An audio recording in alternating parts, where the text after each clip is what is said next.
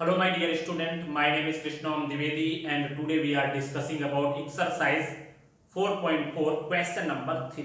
Okay? तो चलिए देखते हैं इसमें से क्वेश्चन नंबर 3 है क्या. Is it possible to design a rectangular mango groove whose length is twice its breadth? ठीक है. And the area is 800 metre square. मतलब हमें ये देखना है कि अगर हमें एक रेक्टेंगुलर मैंगो ग्रुप बनानी है देन मतलब कि उसने ये कंडीशंस दी है तो ऐसी रेक्टेंगुलर ग्रुप बनानी पॉसिबल होगी या नहीं पॉसिबल होगी. ठीक है, देखो ये पॉसिबल होगी या नहीं पॉसिबल होगी उसका कहने का मतलब ये है कि आपको चेक करना होगा कि यहां पर आपका जो अगर नंबर हमारा नॉन रियल आएगा देन वो पॉसिबल नहीं होगा, और अगर हमारा लेंथ और ब्रेड्थ दोनों रियल नंबर में आ गया तो वो हमारा क्या हो जाएगा, उस रेक्टेंगुलर मैंगो ग्रुप को बनाना मतलब इजी हो जाएगा. ठीक है, मतलब वो हम लोग फिर बना सकते हैं. ओके, तो चलिए डिस्कस करते हैं. यहाँ पे उसने बोला है कि length is twice its breadth, whose length is twice its breadth. मतलब यहां पर हम लोग सॉल्यूशन में देखते हैं जो हमारे पास रेक्टेंगुलर मैंगो ग्रुव है उसकी जो लेंथ है इज ट्वाइस इट्स ब्रेड्थ. ठीक है, इसका मतलब हम लोग क्या करते हैं, ब्रेड्थ हमें सपोज कर लेते हैं हम लोग, और तो लेंथ क्या है ब्रेड्थ की ट्वाइस है. इसका मतलब हम लोग कह देते हैं यहाँ पे let the breadth of rectangular group is equal to x मान लिया. तो यहां पर लेंथ क्या हो जाएगी, length of rectangular group is equal to कितनी हो जाएगी 2x, क्योंकि ऐसा उसने ऐसा बोला है कि whose length is twice its breadth, जो उसकी लेंथ है वो ब्रेड्थ की क्या है, ट्वाइस की इक्वल है. ठीक है, and the area is 800 metre square. ठीक है, तो यहां पर नाउ एरिया आपको पता है एरिया इज इक्वल टू कितना होता है, लेंथ इनटू ब्रेड्थ होता है. ठीक है, यहां पर कितना हो गया लेंथ इनटू ब्रेड्थ, तो एरिया कितना दिया है 800, लेंथ कितनी दी गई है, लेंथ है हमारे पास 2x, ब्रेड्थ है हमारे पास x, देन यहां पर कितना हो गया 800 is equal to 2x square. तो यहां पर हो जाएगा x square is equal to 800/2. तो x की जो वैल्यू है वो कितना हो जाएगा 400, ये हमारा x स्क्वायर हो गया. Then the value of x will be कितना हो जाएगा 400 का root, then the value of x will be, x की दो वैल्यू होंगी that is equal to plus minus 20. ठीक है, जब 400 का हम लोग रूट निकालेंगे तो यहां पर उसकी जो वैल्यू हो जाएगी that will be plus minus 20. अब इसमें हमें क्या करना है, माइनस तो ले नहीं सकते बिकॉज लेंथ और ब्रेड्थ हमारी माइनस में तो होने वाली है नहीं. ठीक है, तो यहां पर जो x की वैल्यू है वो हम लोग क्या ले लेते हैं, प्लस में ले लेते हैं. If x is equal to plus 20 then breadth कितनी हो जाएगी, तब हमारी ब्रेड्थ हो जाएगी that is equal to 20 metre, and length कितनी है, लेंथ हमारी ब्रेड्थ की डबल है 2 इंटू एक्स है. देन यहां पर 2 इंटू 20 हो जाएगा that is equal to 40 metre. ठीक है, तो हमारे पास जो लेंथ हो गई वो कितनी आ गई, यहां पर 40 मीटर आ गई. ये हमारा हो गया क्वेश्चन नंबर 3 का. चलिए तो अभी देखते हैं क्वेश्चन नंबर 4 क्या है. इसमें in the following situation is the following situation possible, if so determine their present age. ठीक है, मतलब यहां पर एक सिचुएशन दी गई है, अभी हमें उसमें से ये फाइंड करना है कि क्या ये सिचुएशन पॉसिबल होगी. अगर पॉसिबल है तो फिर उसे हमें क्या करना है, आगे जाके सॉल्व करना है. ठीक है, चलिए देखते हैं यहाँ पे. तो आगे सिचुएशन क्या है, the sum of the ages of two friends is 20 years. ठीक है, मतलब दो फ्रेंड हैं, दोनों फ्रेंड की एज का सम क्या है 20 ईयर है. तो अगर एक फ्रेंड की एज x हो तो दूसरे की कितनी हो जाएगी 20 - x हो जाएगी. ठीक है, इसके बाद है 4 years ago the product of their ages in years was 48। फिर इसके बाद मैं क्या करता हूं, मतलब पहले मैं दोनों फ्रेंड्स की एज को ऐड करता हूं तो मुझे 20 मिलता है, एंड आफ्टर दैट मैं उन दोनों फ्रेंड्स की 4 ईयर पहले की एज को फाइंड करके उन दोनों को मल्टीप्लाई कर देता हूं, then we will get the result 48। Okay, तो अभी हमें क्या करना है यहां पे, तो हम यहां पे क्या कर सकते हैं, let the age of one friend, let the age of one friend is equal to x year। ठीक है, तो यहां पर एज ऑफ another friend कितना हो जाएगा, एज ऑफ another friend वो कितना हो जाएगा, that is equal to 20 minus x year। Okay, पहले फ्रेंड की एज कितनी थी, x ईयर थी, तो दूसरे की कितनी होगी 20 माइनस एक्स, क्योंकि अगर आप इन दोनों को ऐड करोगे देन यू विल गेट 20। और उसने बोला था कि दोनों फ्रेंड की एज का सम कितना है, 20 ईयर है। ठीक है, अभी उसने बोला है 4 ईयर से वो, ठीक है, देन यहां पर age of first friend 4 year ago. ठीक है, पास्ट की बात कर रहा है, मतलब हमें क्या होगी यहाँ पे एज सब्ट्रैक्ट हो जाएगी, x माइनस 4 ईयर। इसके बाद में age of second friend 4 year ago. Okay, तो वो कितनी हो जाएगी 20 minus x minus 4।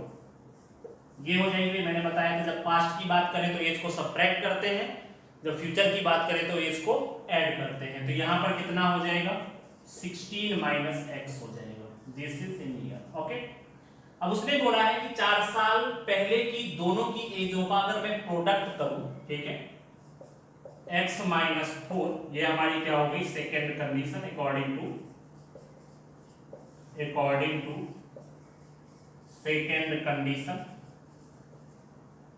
x minus 4 और इसके बाद में दूसरा क्या है 16 minus x is equal to 48। ठीक है, दोनों एजेस का प्रोडक्ट कितना है 48। ठीक है, मल्टीप्लाई कर देते हैं 16 इंटू एक्स 16x, 16 4 जा कितना हो जाएगा भाई माइनस में 64, x का multiply minus x square minus minus plus 4x is equal to 48। Okay, अभी मैंने क्या किया यहां पर माइनस एक्स स्क्वायर प्लस में 20x minus 64 minus 48 is equal to 0। ये 48 को मैंने इधर दे दिया, देन यहां पर x square plus 20x plus 20x minus में कितना हो जाएगा कितना हो गया यहाँ पे 112, यहाँ पे कितना हो गया 112 आ गया। अभी मुझे इसको चेक करना है कि क्या ये फैक्टराइज हो सकता है या नहीं हो सकता है, क्या इसके फैक्टर रियल होंगे या नहीं होंगे, वो हमें यहाँ पे फाइंड करना है। ठीक है, तो यहाँ पे हम लोग देख लेते हैं द वैल्यू ऑफ ए की वैल्यू कितनी है, यहाँ पर कंपेयर करते हैं किससे ax स्क्वायर, इसको हम लोग कंपेयर कर लेते हैं ax square plus bx plus c is equal to 0 से। a की वैल्यू कितनी है -1, b की वैल्यू कितनी है 20 और c की वैल्यू कितनी है -112 है। Okay, and after that we can find b square minus 4ac की वैल्यू फाइंड कर लेते हैं। b की वैल्यू कितनी है 20 स्क्वायर माइनस 4, a की वैल्यू कितनी है -1 और c की वैल्यू कितनी है -112। Okay, and after that we can multiply, then this is 400 minus में माइनस माइनस प्लस, फिर से माइनस ही रहेगा 4 इंटू में 112। ओके, कितना हो जाएगा यहाँ पे ये हो गया 400, यहाँ पे माइनस में 440 है, मल्टीप्लाई कर दिया 4 का 112 से, then we will get b square minus 4ac is equal to -48, then b square minus 4ac is less than 0, और जब ये लेस देन 0 होगा then roots are imaginary, then situation is not possible. ठीक है, क्योंकि भाई जब हमारे रूट्स नॉन रियल रहेंगे या इमेजिनरी रहेंगे तो वो सिचुएशन हम लोग सॉल्व ही नहीं कर सकते हैं। ठीक है, तो वो सिचुएशन हमारी क्या कहलाएगी, इम्पॉसिबल सिचुएशन कहलाएगी। ठीक है, तो ये हो गया हमारा 4.4 के फोर्थ क्वेश्चन का सॉल्यूशन। ओके, चलिए तो भी देखते हैं क्वेश्चन नंबर 5। क्वेश्चन नंबर 5 है, is it possible to design a rectangular park of perimeter 80 meter and area 400 meter, if so find its length and breadth। ठीक है, देखिए यहां पर कह रहा है कि कोई एक रेक्टेंगुलर पार्क हमें बनाना है जिसका पेरीमीटर 80 मीटर दिया गया है और उसका एरिया 400 मीटर दिया गया है। तो उससे पूछ रहा है कि क्या ऐसा पार्क बनाना पॉसिबल होगा। सिंपल सी बात है, when we will get a quadratic equation and we will get a condition b square minus 4ac is greater than 0, then it will be possible. If it will be equal to 0, then it will be possible, and if b square minus 4ac is less than 0, then it will be not possible। ठीक है, तो हमें क्या करना है, सबसे पहले ये गिवन कंडीशन को क्वाड्रेटिक इक्वेशन के फॉर्म में लाना है, and after that we have to check that b square minus 4ac will follow which condition greater than 0, less than 0 or equal to 0, then after that we can decide this is possible or not। okay, तो इसमें से अगर हम लोग देखें इसका solution, सबसे पहले हम लोग क्या कर देते हैं, यहाँ पे let the length of rectangular park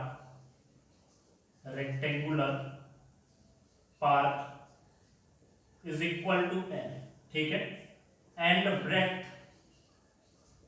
breadth of park is equal to b।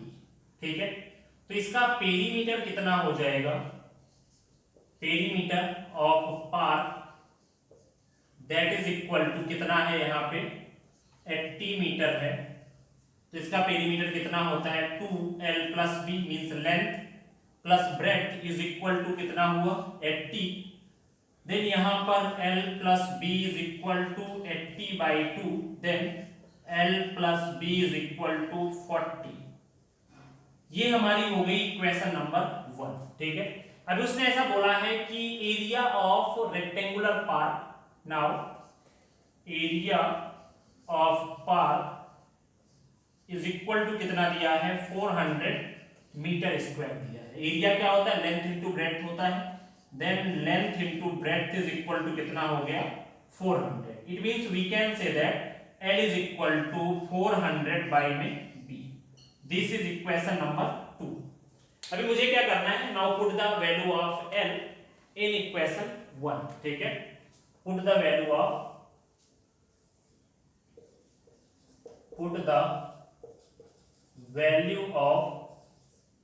L in equation first. ठीक है, L की वैल्यू अगर हम लोग इक्वेशन नंबर 1 पे रख देते हैं तो L की वैल्यू कितनी है 400/b है, प्लस में L की जगह पे 400/b रख दिया, b की जगह पे b रख दिया, एंड इक्वल टू कितना हो गया 40 हो गया। Now we can take the LCM. अभी हमने क्या किया, यहाँ पे एलसीएम ले लेते हैं, then the LCM will be b, then it will be 400 plus में यहाँ पर b square is equal to 40। ठीक है, एंड आफ्टर दैट यहाँ पे 400 प्लस में b स्क्वायर, ये b उधर चला जाएगा, then this one will be equal to 40b।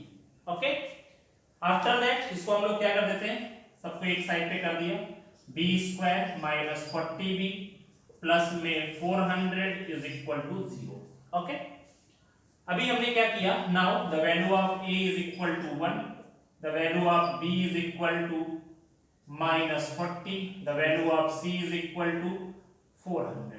ठीक है, सॉल्व कर लेते हैं, इसको चेक कर लेते हैं, then B square minus 4ac is equal to B की वैल्यू कितनी है -40 स्क्वायर माइनस 4 की जगह 4, a की वैल्यू 1, c की वैल्यू 400। ओके, तो ये कितना हो जाएगा भाई 40 का square that is equal to 1600। यहाँ पे कितना हुआ 1600 and this is also 1600, then we will get b square minus 4ac is equal to 0। हमारे पास यहाँ पे b square minus 4ac is equal to 0 आ गया। Then roots will be real and equal. ठीक है, और मैंने इसके लिए आपको बताया था आपको कैसे सॉल्व करना है इसके रूट्स को। फिर then the value of b is equal to now from equation third,